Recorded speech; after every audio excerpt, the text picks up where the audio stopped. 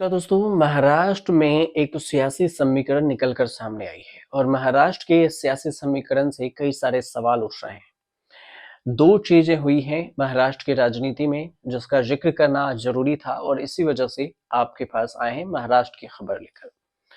पिछले 5 से 6 सालों में अगर देखें तो महाराष्ट्र की पूरा सियासी समीकरण बदल चुका है और इसमें चुनावी खेल भी और चुनावी रणनीति भी पूरी तरह से बदल चुकी है।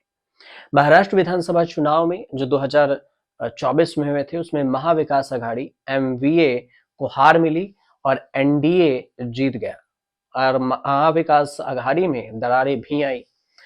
अब शिवसेना यूबीटी के नेता हैं जो उद्धव ठाकरे गुट है, उसमें संजय राउत, उनका बयान आया है कि बीजेपी में कई नेता दोनों पार्टियों के साथ आने के पक्ष में है।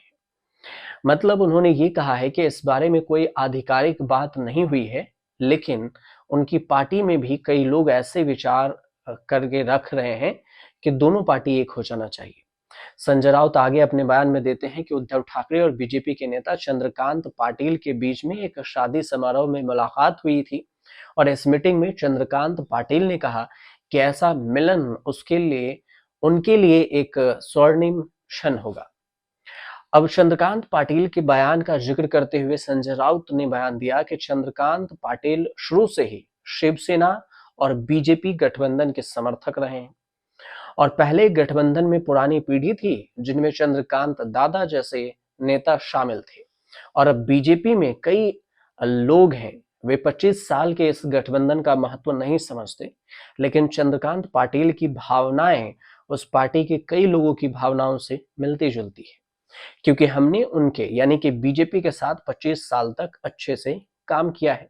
संजय राउत ने अपने बयान में यह भी कहा कि शिवसेना ने नरेंद्र मोदी के साथ भी अच्छा काम किया और चंद्रकांत पाटिल को भावनाएं प्रकट करने के लिए धन्यवाद करते हुए संजय राउत ने दावा किया कि एकनाथ शिंदे सेना ज्यादा लंबे समय तक बीजेपी के साथ नहीं रहेगी। शिंदे सेना वैसे ही टूट सकती है जैसे शिवसेना को तोड़ा गया। लेकिन इसके बाद सवाल ये उठने लगे कि क्या उद्धव ठाकरे और बीजेपी साथ आएंगे। लेकिन इस बीच में दूसरा खेल देखिए, दूसरा खेल ये हो गया कि महाराष्ट्र के नवनिर्माण सेना एमएनएस के चीफ हैं राज ठाकरे, उन्होंने चुनावी नतीजों पर सवाल खड़े कर दिए और राष्ट्रवादी कांग्रेस पार्टी जो एनसीपी के अजीत पवार हैं उस पर तंज कसा। अब अजीत पवार की अगुवाई वाली एनसीपी से पूछा कि 128 सीटों का चुनाव लड़ने वाला मन से, जो अजीत पवार ने पूछ लिया कि 128 सीटों पर चुनाव लड़ने वाला मन से शून्य पर कैसे सिमट गई और सिर्फ 1.55% वोट ही क्यों आए। पार्टी की तरफ से, एमएनएस की तरफ से राज ठाकरे उस बयान पर कड़ा पलटवार किए और जिसमें राज ठाकरे ने कहा था कि शरद पवार की देखकर जिनका जीवन बना, चढ़े, आगे बढ़े, वे 41 सीटें जीते और फिर शरद पवार सिर्फ 10 सीटें जीते। ठाकरे ने अजीत पवार की जीत पर संदेह व्यक्त किया था और अब इस पर अजीत पवार की अगुवाई वाली एनसीपी ने मनसे पर तंज कसा है और इसी को लेकर जो एनसीपी के प्रमुख हैं, अजीत पवार की जो एनसीपी उसमें आनंद परांजपते ने राज ठाकरे पर बयान देते हुए कहा कि विधानसभा में 128 सीटों पर चुनाव लड़ने वाली पार्टी शून्य पर आ गई। 1.55% वोट पाने वाले मन से राज ठाकरे को पहले पार्टी और उनके चुनाव चिन्ह जो रेलवे इंजन है उसको बचाने के बारे में सोचना चाहिए।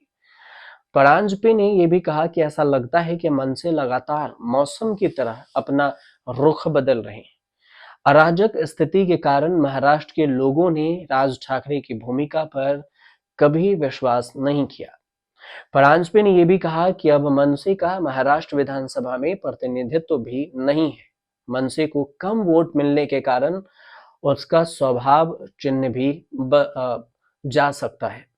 अब मनसे के जो नेता हैं उनके बयान को लेकर कई सारी बातें और सवाल उठ रहे हैं कि राज ठाकरे और अजीत पवार दोनों खुलकर आमने सामने हो गए हैं, तो क्या अजीत पवार के पास 40 से अधिक विधायक हैं?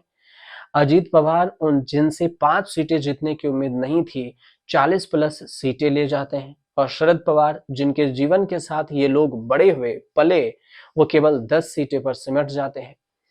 तो ये सब हुआ कैसे? परांजपे ने कहा कि ये सोचने के बजाय राष्ट्रवादी कांग्रेस पार्टी को कैसे सफलता मिली ये सोचना चाहिए, हमारी पार्टी कैसे बचेगी ये सोचना चाहिए उनको। और मनसे के नेता राज ठाकरे पर कहा कि उन्हें इस बात पर विचार करना चाहिए कि उनके अधिकारी कैसे बचेंगे, महाराष्ट्र की जनता उनकी भूमिका को कैसे स्वीकार करेगी। कई सारे सवाल उठने लगे।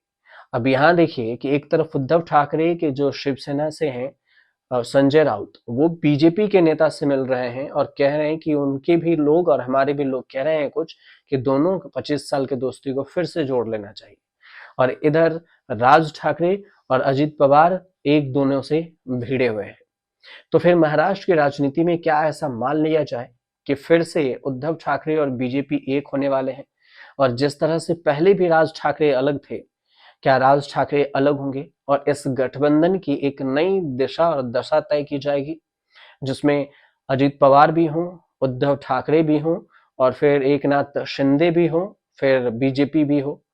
लेकिन ये सब कहने की अभी बात हो रही है। अगर इस पर कोई पुख्ता मुहर लगता है तो कुछ बात बन सकती है। फिलहाल जो वहां पर बयानबाजी और जो स्थिति समीकरण पैदा हो रही है उसको लेकर हमने आपको ये वीडियो लाए हैं। आपको जानकारी सही लगे तो हमारे फ्री न्यूज बॉक्स को सब्सक्राइब जरूर कीजिएगा, शेयर कीजिएगा और कमेंट भी कीजिएगा।